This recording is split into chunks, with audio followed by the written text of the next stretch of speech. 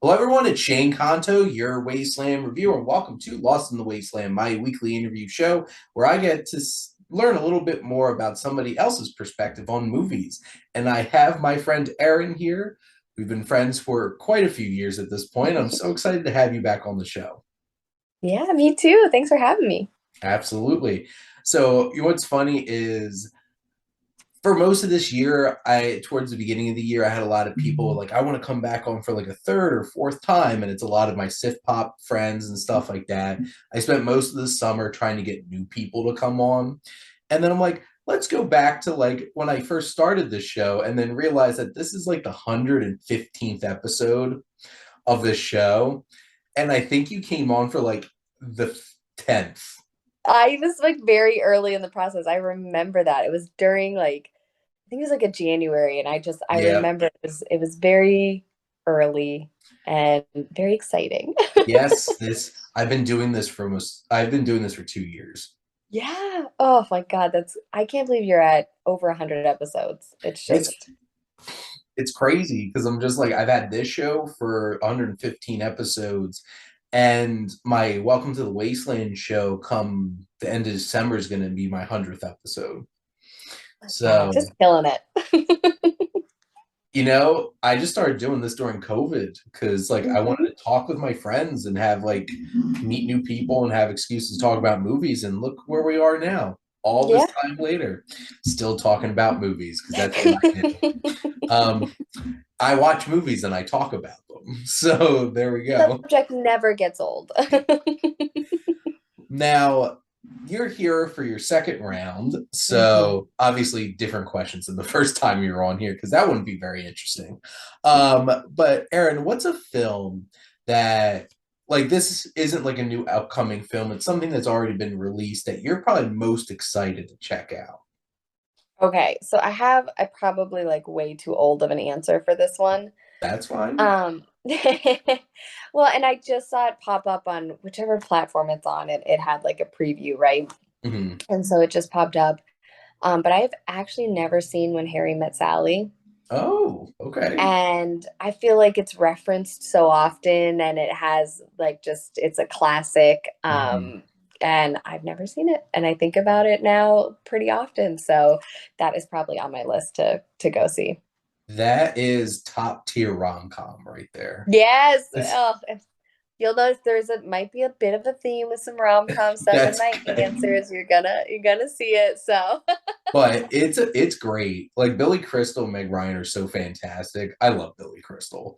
And like Rob Reiner made some amazing movies for like a 10-year stretch there. Cause like he made The Princess Bride, he made this, Stand By Me, Misery, A Few Good Men. It's all the same person. yeah, Directed all those movies. And the hilarious thing is when she does the fake orgasm in the that was middle of the the scene that diner, popped up on Netflix, and I was like, I gotta watch this. and the older woman who's like, I'll have what she's having. That's Rob Reiner's mom. Shut up. That's It's so funny. really Oh my funny because God. she actually looks like he looks like his mom. I'm just like, oh, wait a minute. So, but yeah, it's a great rom com, and it's funny is Jess and I do every Valentine's Day we each pick a romantic movie, Mhm. and that might be a nice pick. I had picked Princess Bride every year for like Oh, until this past forever. year. So Oh, I love Princess Right. Every time it's on, you're just like, oh, it just takes me back to my child. Like the first time I saw it, and I'm like, this is so cute. as you wish. As you wish. Oh. My Wesley just throws self off the hill and just keep rolling down it. Oh, true love. True love. True love. There you go. That was indeed one of the tables at my wedding. Was the Princess Bride, Oh, love and, that. I'm pretty sure the quote I put on there was "True love brings us together." Today. So there you go. Now, Aaron, what's a film that's upcoming that you're most excited to check out? Okay, so I'm not like super on top of all the movies Mhm. coming out. So I think this one already came out, but I still want to see it, so I'm fudging a little bit here. That's okay. Um, I make the rules around here, so All right, so let it pass, okay? It's where the crawdads sing. Ah, yes, because I that. did not read the book. I Mhm. usually am only a book or a movie person, and I just never picked up the book. And I'm like, well, now the movie's out, and it looks really good. The trailer looks so good.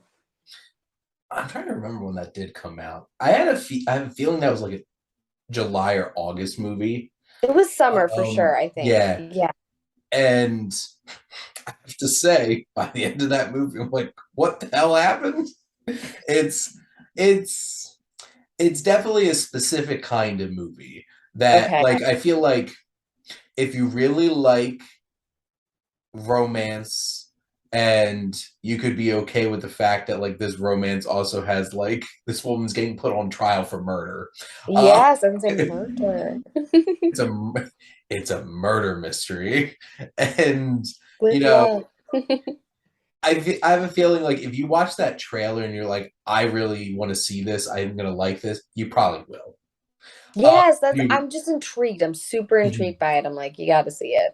if you watch that trailer and you're just like, no, Yeah. then you're probably not gonna like it. So I feel like it's that kind of film. I think the after seeing the movie, I think the trailer did a good job of being like, this is what you're getting, so Don't think proceed otherwise. accordingly.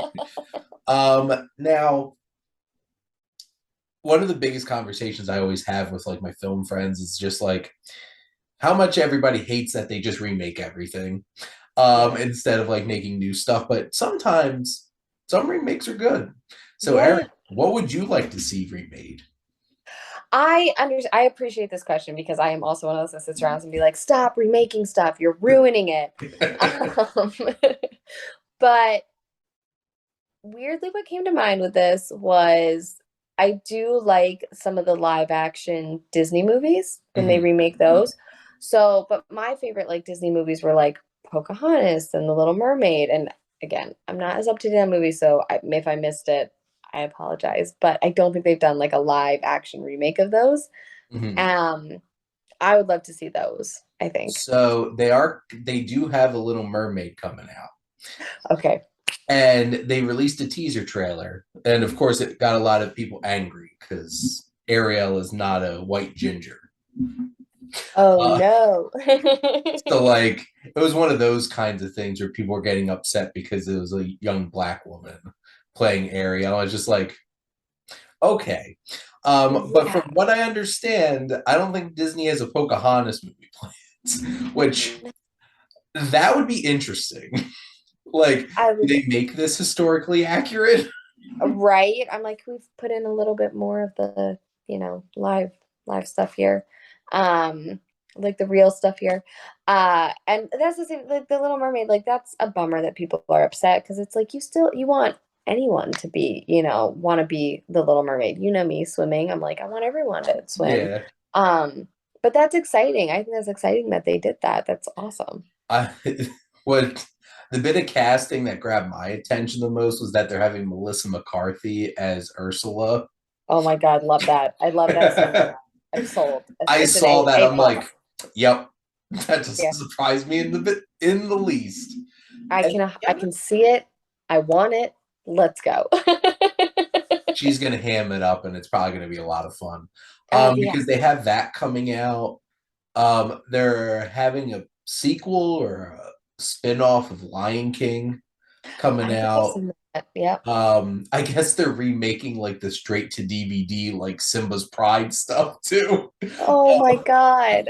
I don't know. I guess probably. And Um, Go oh, go ahead. ahead.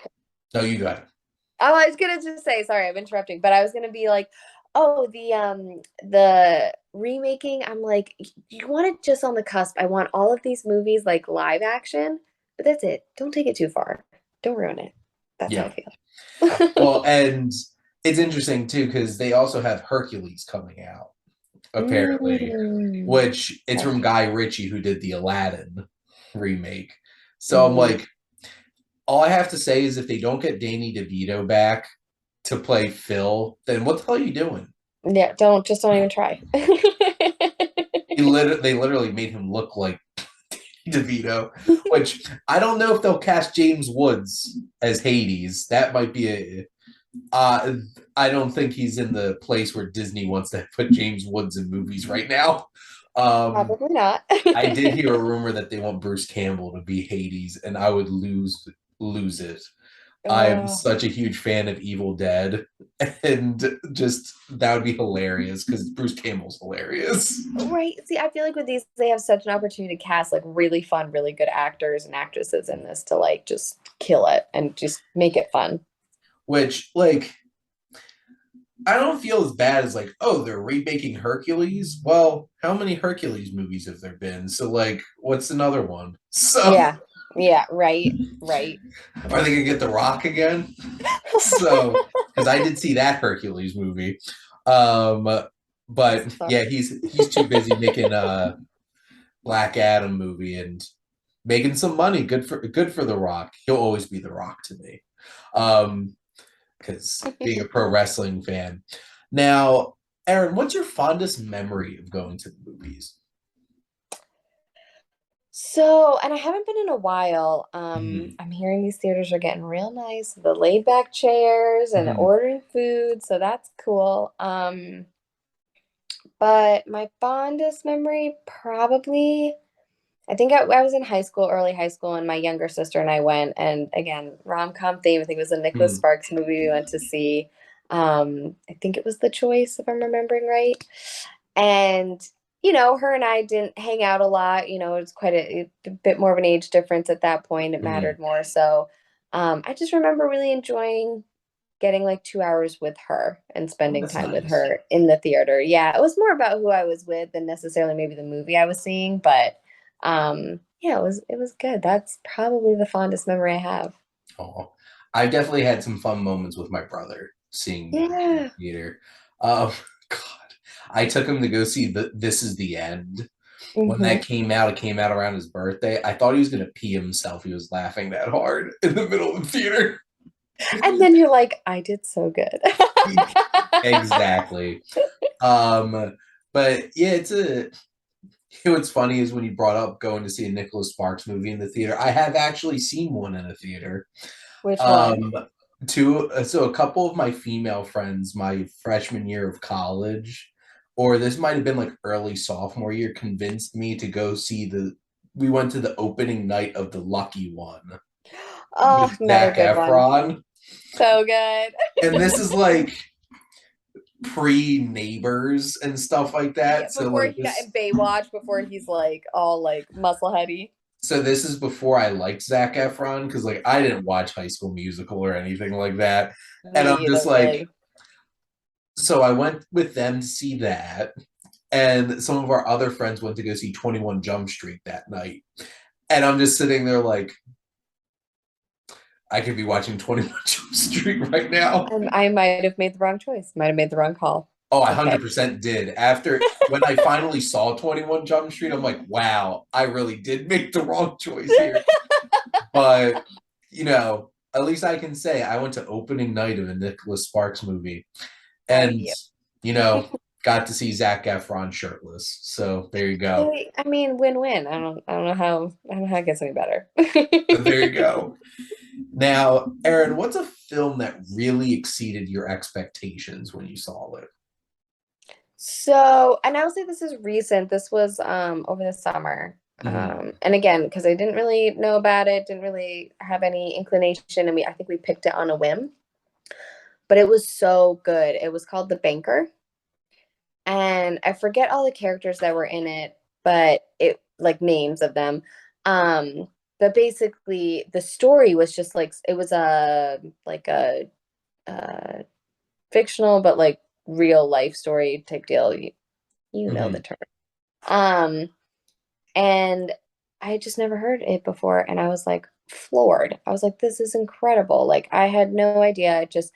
I thought they put it together beautifully. They really just like powered through the whole thing. It was I don't know, it was really amazing. Because was that the movie with like Anthony Mackie and Samuel L. Jackson in it? The Banker. Yes. Okay. Yes. Yeah, because I remember, I think that was one of the first movies that I watched. Actually, I saw that in a theater, I think, because that was an Apple TV Plus original Mhm. film. And I really like that a lot. Obviously, when I saw the trailer for that, I'm like, I really like Anthony Mackie. Oh, Samuel L. Jackson's in this? Definitely watching Sold. this movie. So Sold. sold. And you know what? That is a nice movie. And that was even before they really started like spending a lot of money on content for Apple TV Plus. But yeah, they've spent hundreds of millions of dollars on content. But here's the thing, Apple just has all that cash sitting around. So there you go. Hmm. Oh, so good. They got So that good. Apple money and they're putting it to good use. Um, Now, this is definitely a question for you. What is a written work that you would like to see adapted into a film? Um, yeah, appreciated this question a lot. Yeah. Um, so actually I would go with the book that I loved in the last year that I've read. It probably hit me closest to home. And it's actually an Alice Hoffman book. I don't know if you've heard of her or anything. She wrote Practical Magic, which got Okay. turned into a movie with Sandra Bullock and Nicole Kidman. But I really think that's like the only book of hers that's gotten turned into a movie. And so I read this book, and it's like a small book. It's called The Faithful, and it was really impactful. Just somebody working through like their grief and putting their life back together. It was just, oh, she just writes so beautifully. I would love to see I mean, I'll take any one of her books being put into a movie, but I mean, if I could pick, it would be that one. Awesome. What's it about? So these two friends, two girls in high school, and they're really close, and they get in a car accident, and one is essentially, she doesn't die, but she's essentially brain dead. Mm. um and they kind of, her parents end up just kind of keeping her as a vegetable. And the other one is just so guilty, and that's, it's just, the story is all about her kind of just trying to put her life back together, because she can go on and finish school and do all these things, and it's just, you can tell, it's just, the she writes beautifully about how difficult it is, like the guilt is just crushing for her. Well, teens and drama, there's a win-win. Old. How have they not adapted this already? Thank you, thank So, you, I appreciate that. Same, my there you question as go. well. It's funny because I really like that question because, like, obviously, I know you're a reader and I'm a reader too. And not everybody that I interview in here, like, actually reads and stuff like that. So, like, sometimes it's a stretch with people, but I knew you would come up with something. So I appreciated that. Now, one of the things I complain about all the time are movie trailers because they just give away everything at this point. But, Erin, what's your favorite movie trailer? This one I had trouble with, because I Mm. don't, I used to watch movie trailers a lot, and I don't so much anymore. It's for So the after thinking, what's that? it's for the best, honestly. Right. And so after thinking about it for a minute, the one that just kept popping up in my head was the first Avengers movie with all of them in it. Mhm. And I was like, I feel like I remember watching that and just getting like so hyped, because I was like, ooh, we're gonna have Captain America, Black Widow, Iron Man, my favorite, and like Mhm. the Hulk. And I was just like, this is probably the last movie trailer that got me really, really excited to see a movie. I remember when they debuted that trailer too, Mhm. because it was the after the credit scene of Captain America: The First Avenger. They had that, and they just dropped the trailer there, and it's just like, what? And then you're just getting super excited to see I where this know. goes. And because like that's one of my fondest memories of, which is funny, is I just recorded a video of me doing this. Mhm. Like when I need like a break and can't find somebody for a week, like I'll interview myself and just answer the questions. Love But that. I one of my fondest memories going to the movie is seeing the first Avengers movie because I Oh, went with like 15 people at AMC Hamilton. see, it's the Uh, people, right? It just makes hmm. it for you. It's such a core memory. Yep. And all my friends relentlessly making fun of me in college for wearing jean shorts. And then they didn't complain when I could fit all their candy in my pockets when we went. I'm like, who's laughing now? Hmm. Hmm. So This is why you're they're, friends with me. they're lucky that I let them. Yeah. So Yes. There you were. Oh, you remind them. This is why I should not make fun of people in their jean shorts. Yeah. So there you go. But I distinctly remember that trailer too. I Okay. that was an exciting time. Yeah. Um Now shifting gears to a couple questions with some music. Hmm. Now, Erin, what's your favorite use of an actual song in a movie? So again, rom-com theme, let's just go with it. There's two. Okay, so Mhm. two came to mind. One was the opening scene of The Holiday. It has like Cameron Diaz Mhm. and Kate Winslet and Jude Law and Jack Black. So, great movie. Mhm. And it's a song called Mastro at the beginning, which isn't really lyrics, but it was just like melody and keys. And it always just makes me happy. It's like so good. Um, so it was that one I couldn't stop thinking about. And then honestly, probably it's a Netflix movie, I think, Someone Great. And when they play Lizzo's, um, I think it's Bad Bitch one, that one, whatever song that is. Mhm. That's and Someone Great, and like all the girls are dancing, and I'm like, I want to be in this movie, in this scene right now. There you go. If a song can get you that excited about watching a scene and making you want to be there, I think it's doing its job. Exactly, right? I'm like, yeah, crushed it. These two were great. There you go. And that's an important thing too, like at like the beginning of a film to really like to set the tone for something. Hmm. Like um because like I think the two hardest things for a movie is to have a great hook opening and stick a landing. Yeah. Ending a movie is the hardest thing. Like leaving people satisfied and doing it in a fresh and interesting way is so tough. But like sometimes a song can really just like grab you, grab you with it. Yeah, really shift gears and really change how you feel and how you remember it. It's like that sense memory. You're just like, oh, it totally can just game changer. Now, I don't know if you listen to like movie scores or anything like that regularly, but if you were to put on a score from a movie, what's that score going to be? So I don't do scores. So give me a little more context because this one I was like, I'm not sure. Well, Like, basically, it's like any like music that's made for a movie. So mhm. like the score that's composed for instead of like if they use like popular music and stuff like that. And I didn't know if like do you have any like if you think of a movie that like you could just hear the music from the movie and like that's something that you really enjoy. Do you have any scores that like come to mind that you really like? Hamilton. I'll take it. Because eventually they're going to make it into a movie. So there you You're go. right. I guess technically it's not a movie, right? But I watched it and I think of it as a movie because I watched it on Disney Plus. I also watched on Disney So Plus. I'm like, yeah, that was a movie. What do you mean? And all Didn't original cost me music. $500. Yeah, So exactly. Exactly. Um, so yeah, that was what I thought of. But to your point, yeah, I guess that's not a movie. it is a recorded live performance, which that was the thing because that was actually pretty controversial when that came out because a lot of people were like Hamilton was my favorite movie this year. And I'm like,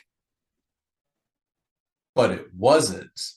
But it wasn't a movie. It wasn't a And movie.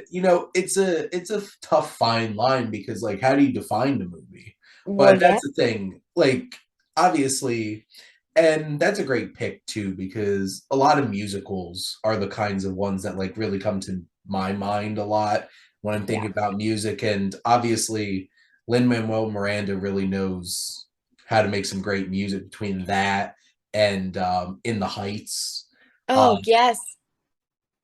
That's a Moana. movie. That's more of a movie, right? So you could do That that. they did actually turn that into a movie. Moana. So good. He did the score for that too. He worked on Moana's that. so good. Shiny from Moana was my ringtone for a while. Really? I love that song. I think it's great. I remember sitting in the theater when watching Moana and Tumatoa the giant crab starts talking. I'm like, is that Jermaine Clement from like Flight of the Conchords, and it was. And then he started singing, and I'm just like, it really is Jermaine. Oh my And God. It's so I'm like impressed with you that you can know it like right there. he does have a very distinct um Kiwi accent because like he's Mhm. from New Zealand, and I think that's a pretty distinct accent. And I'm just sitting there, I'm like, that sounds like him. That definitely is him. And then he started singing like David Bowie, and I'm just like, oh my god, this is just a skit from Flight of the Conchords Oh because no. that well, the thing is, there's an episode in the show Flight of the Conchords on HBO that he was in where his friend Brett has a dream and David Bowie comes to speak to him, and it's just Jermaine dressed up as David Bowie. He's like, hello, Brett. I'm David Bowie. And that's basically just the voice that he used for Timoteo when he was singing Shiny. I love that song. But yeah, Oh, Lin-Manuel Miranda did that. And oh, a moment of a musical hitting way too close to home was when Tick Tick Boom came out. Did you watch that on Netflix? mm-mm. Highly recommend. Okay. So I'm sitting there. That came out on my birthday. And this was last year when I turned 30. And the opening number of Tick Tick Boom is him singing about turning 30. And I'm just sitting there like, This was made for me. I'm just like, I didn't expect this. This weird. I'm Oh my just like, God. so, Crazy. but yeah, that's also from Lin-Manuel Miranda. So that is a great one. Andrew Garfield's amazing in Oh, that. okay. Tick, tick, boom. Yep. Okay. Highly recommend. Going on the list. See, look, we talked about a bunch of movies that had some great music in it. So Yeah. it all came from him. Great, great question. There, there you go. Now, I feel like most people have something about movies, whether it's like something that happens in movies or things that studios do with movies that it's just like, stop doing this, please. Mm. But what's that one thing that you wish movies would stop doing? It's so funny because we already talked about it. But I specified because I like we said some remakes are really good, but I said stop making crappy remakes. Yep, there you go. Which the thing is with Disney, they have had some great ones. Like I love The Jungle Book. Mm, That remake, I'm like, they made a 75-minute movie into like a ridiculously exciting, big, adventurous movie. I'm just like, this really works. And I really like the Cinderella movie that they came out with too. But like, what was the point of Lion King? like some really they do some like sometimes they really hit and you're like, okay, okay, I'm okay with this, I'm all right with this. And then when it flops, I'm just like, okay, stop. You're all done. We're all done. And then that still made like $1.7 billion. So like, they're not gonna stop because Yeah, I know we're what, and all that's gonna go see it. oh, literally. And I say crappy remakes, but I also say like know when to end something. Like stop. Like oh, the things they just keep going and going and going. Ugh. Oh, I definitely had that moment watching Halloween Ends a couple Mhm. weekends ago. I'm like, does it? Does it actually? Does this end? Because I don't think so.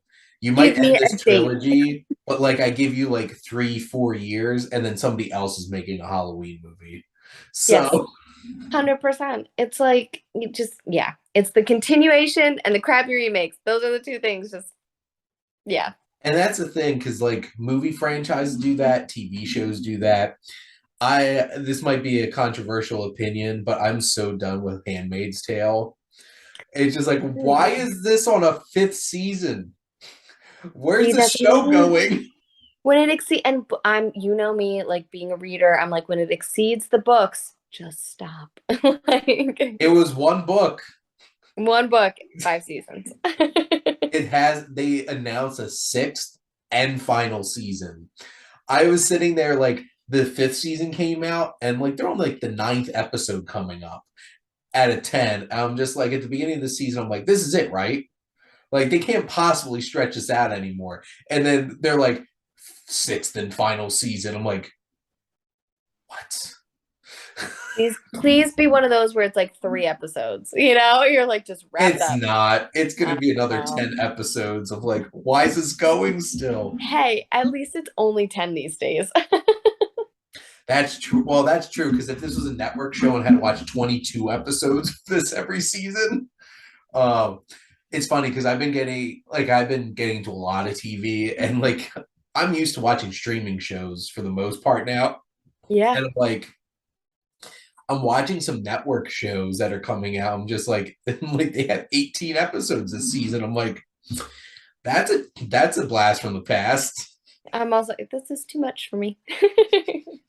Well, I think they realized when they start doing streaming that like the bloat of needing to fit 22 episode seasons in, it's like you don't need to do that. No, it's too much. Even Netflix learned the hard way when they're like every show has 13 episodes a season. I'm like, but does it need it?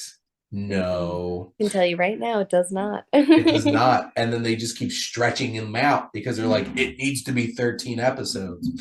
No, it doesn't. Who No, told you that? You made just that rule. yeah, you can stop anytime you want. Exactly, Netflix. And obviously they're trying to shake things up because Yeah. they're quickly losing market share. I was doing a problem about that with my students in my math class. Nice. What a real world problem. I'm a cool professor, so there you go. What can I Yes, you say? are. Yes, you are. Only context I've ever been cool in my whole entire life. So Erin, I always like to wrap up this show by having my guest ask me a question. So what would you like to ask the Wasteland Reviewer? Oh, wow. Okay.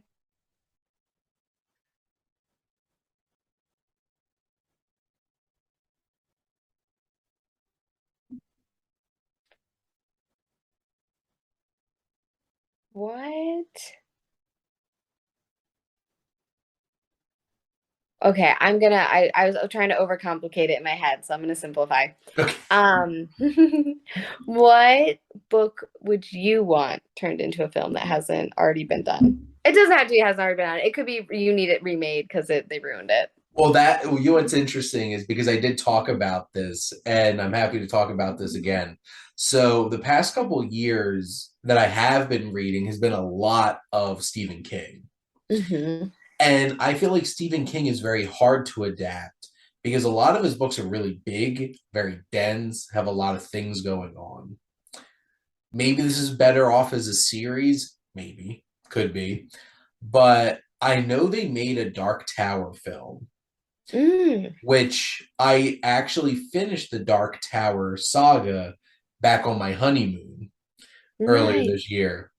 And by the end of the book, it just blew my mind, like the last book. And then I looked it up and realized that the movie that they made was a sequel to the series. Ah, And I had never read any of the books before I actually saw that movie. yeah. So I didn't realize like that's the context that it's supposed to be in. But it makes a lot of sense. And now it makes me want to go watch that movie again, even though I didn't like it. To just be like, I need to understand how this all pieces together. Right, carry the But story on for me. but I would actually love for them to actually adapt the Gunslinger. So like at least start off. Don't guarantee them adapting all of this because my God, that is one crazy series. Story, yeah. Crazy story. But I would love to see like the actual Gunslinger adapted.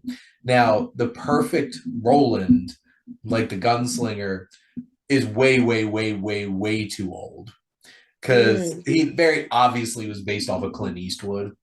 And Oh yeah, dude's yeah. like 90. So that's not happening. Still Um, kicking. he sure is, and he's still directing. Oh, So I crazy. still going. People give Yeah, him money, makes movies. yeah.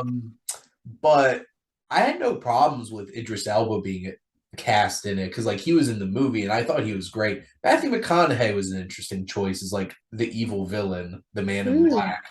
Because mm. like, is Matthew McConaughey sinister? Yeah. Can he ever pull that off? there's moments. There was also other moments where I'm just like, they do just have like his hair gelled up and have just like he has a plunging V-neck Yeah. and just like his And chest sticking out. I'm just like distracting. just for me as well. But I would also say whenever I think Matthew McConaughey, I'm also just like, all right, all right, all right. And I mean, He that's so didn't hard to do stop those. that, but there was a moment where he goes up to somebody, he's like, burn. And then all of a sudden they just light on fire. And I'm just like, I don't know if that worked or not. Like that was a choice. But I would love to see that because like that's the thing. It's really hard to adapt Stephen King stuff. Yeah. And you know, And to like do it well. exactly. Basically you have to hire Frank Darabont because he made Shawshank Redemption, The Mm. Green Mile, and The Mist. Green Mile. Yeah. So like he knows how to adapt a Stephen King novel. Um Obviously Stephen King doesn't like all adaptations of his books. Looking at The Shining. Mhm. Um The Shining film is amazing in its own right, but yeah, it's not exactly the most faithful adaptation to the book after Yeah. having read the book. But the thing is, Stephen King has such amazing stories. I would love to see that. And I know they recently made it into a mini series, but The Stand is such an interesting idea.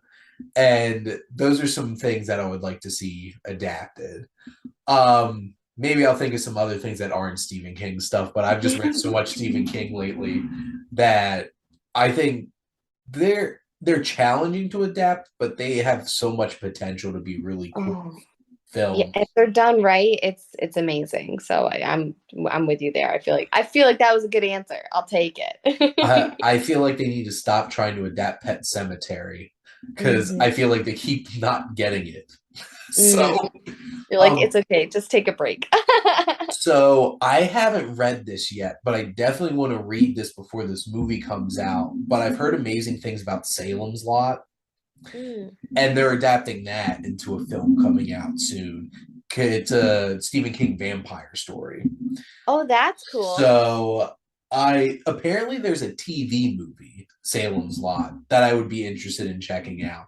I think that was back when they're like, we'll make a bunch of Stephen King books into TV movies like It. Yep. Because I own that. So, it's like right over there. Is the old TV movie with Tim Curry as Pennywise the Clown. And then obviously like the newer ones that are like amped up and insane. But yeah, so highly recommend Stephen King books and maybe Some some of movie. them are actually good movies. So, but Erin, thank you so much for coming on. This was a lot of fun. This was so much fun. Thanks for having me back. And thank all of you out there for always tuning in and supporting your Wasteland Reviewer.